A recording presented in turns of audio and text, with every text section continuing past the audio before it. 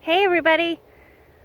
So right here on this little patch of earth here on this 3.5 acres, there's this seep zone, and so there's some water that moves through here more than other areas on this land, and that is of course how it is everywhere. So way up there across the road and on our neighbor's land is the top of the watershed, and where we are is west of the top, and so everything drains this way. Now we don't own that land behind us or the forest, but in this zone, that forest has a big vernal pool, and everything through here water-wise moves into that vernal pool.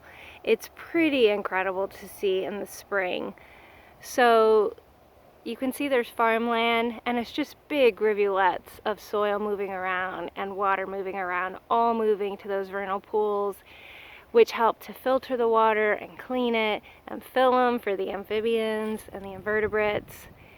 And of course, that water comes from somewhere, which is part of the water cycle, rainfall, and then moving through these different pathways underground and above ground.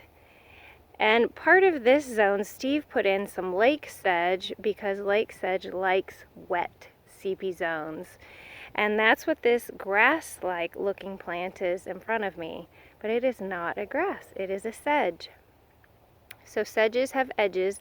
If you rub the stems between your fingers, you're gonna feel edges. And if you do that, you're probably gonna have a sedge. And then you get the big adventure of figuring out what sedge you've got.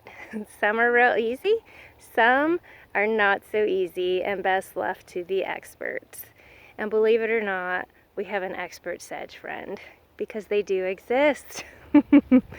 And thank goodness they do, because these are really interesting plants. They provide different food sources. So there are moths and butterflies that will eat on the foliage. There are all kinds of birds that will eat the seeds.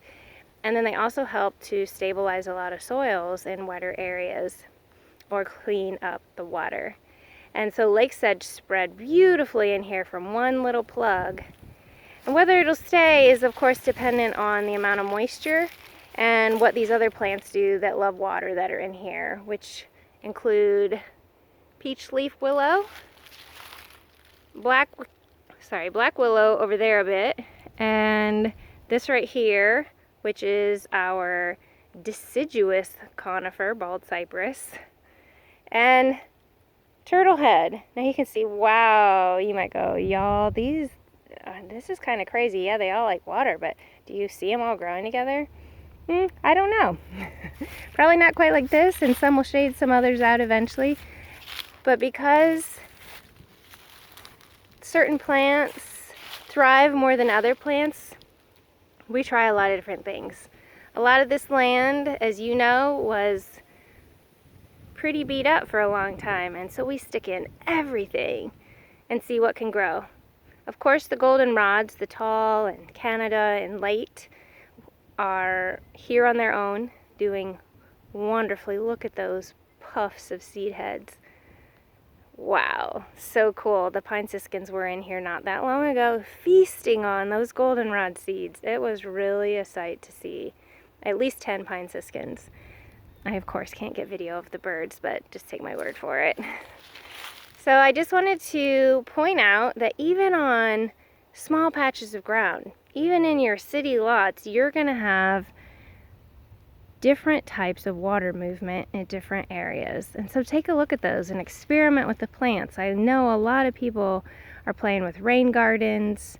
If you've got wet spots and wetlands, or you play with prairie and dry areas or forest, and I just think that's so fabulous. And that's exactly what the earth says. They're like, hey, if you're going to work to restore me, you better try a lot of things, because I've dealt with a lot and there's things about me you don't understand. So just plant and plant and plant.